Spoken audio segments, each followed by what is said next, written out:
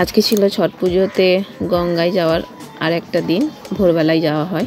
তো এখানে দেখো 3টে গাড়ি আর অনেকজন সবাই মিলে যাচ্ছে গঙ্গায়। আর এদিকে আমি ভাত আর তরকারি বসিয়ে দিয়েছি।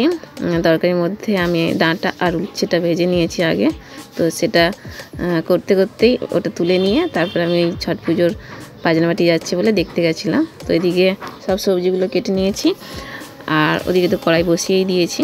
তেলটা গরম হয়ে গেছে, এবার মধ্যে 5 ফোড়ন আর একটা তেজপাতা আর গোটা একটা কাঁচা লঙ্কা কেটে দিয়েছি। তার মধ্যে সব সবজিগুলো ভেজে নেব ভালো করে। তো আমি একবারেই করি, বেশি আগে ভাজি না, ভেজে নিই না, ওই একবারেই ভেজে নিই। আর দেখো মাছ এনেছিলাম কাটা পোনা, আর তার সাথে একটু ডিম দিয়েছিল।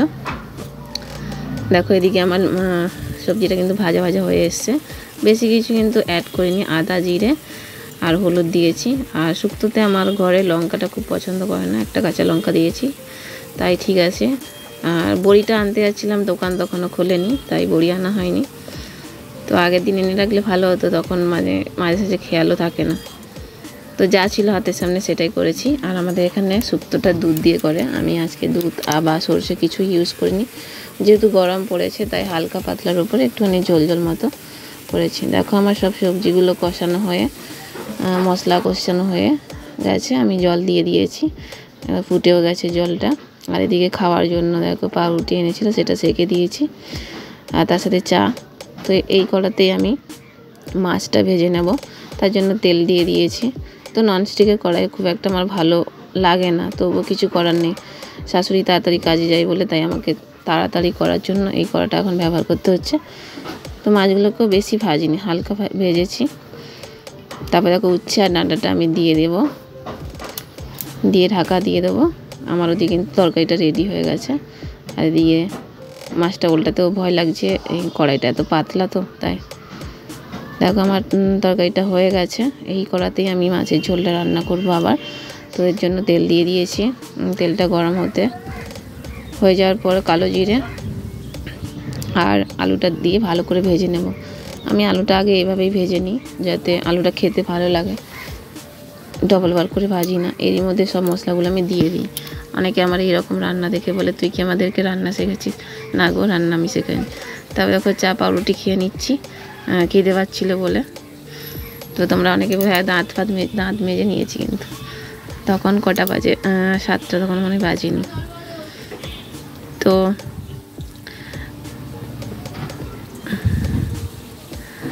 খাওয়া তো কমপ্লিট হয়েছে।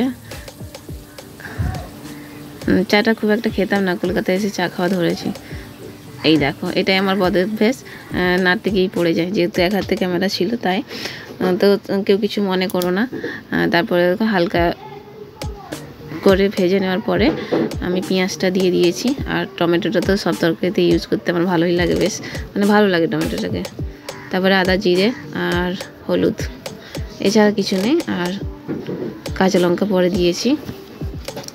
এইটুকুনি মশলা আমি বেশি ব্যবহার করি, তবু অনেকে বলে যে তোমরা অনেকেই মশলা খাও। তো মানে মশলাটা না, তেলটা আমাদের একটু বেশি খাওয়া হয়ে যায়, সত্যি কথা। ওদিকে দেখো তেল ছেড়ে দিয়েছে মশলাতে, এবার আমি জল ঢেলে দেবো। সকালবেলা তাড়াহুড়োতে গরম জলটাই বেশি ইউজ করা হয়, যাতে তাড়াতাড়ি করে ঝোলটা ফুটে যায়। তো ওদিকে জল ফুটতে দিয়েছি। দেখো আমার ঝোল কিন্তু ফুটে গেছে একদম টকবগে। এবার মাছগুলো আমি দিয়ে দেবো।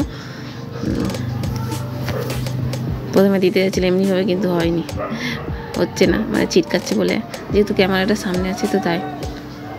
তারপরে হাত দিয়েই মাছগুলোকে তুলে দিয়ে দিলাম। তারপর ভালো করে একটু ফুটিয়ে নেব। বন্ধুরা তোমরা কে কোথা থেকে দেখছো একটু কমেন্টে জানিও, ভালো লাগবে, তাহলে আমার আরও নতুন নতুন ভিডিও করতে আমি উৎসাহ পাবো। তারপরে আমি দিয়েছি গরম মশলা দিয়ে একটু ভালো করে আরও একবার ফুটিয়ে নেবো। দেখো এখন কটা বাজে? 8টা কিন্তু এখনও বাজেনি, আমাদের ঘরে কিন্তু 10 মিনিট ফাস্ট আছে। তো দিকে শুক্তো তুলে দিয়েছি। আর এই যে মাছের ঝোল, মাছটা কিন্তু বেশি আমি ভাজি না, একটু হালকা করে ভেজে নিই। কড়া ভাজা কেউ খেতে পছন্দ করে না আমাদের ঘরে। তো এরকমই প্রত্যেক দিনই কিন্তু রান্না করতে করতে আমার শাশুড়িকে দিতে হয়, কোনো সময় হয়ে যায়। যেদিন মাছটা থাকে সেদিন মাছ ভাজতে সময় লাগে, তো তাই। তো আগে থেকে এগুলো বেড়ে রেখেছিলাম, তার উপরে সাজিয়ে দিলাম। তো দেখো আমার শাশুড়ি পুজো দিচ্ছে এদিকে।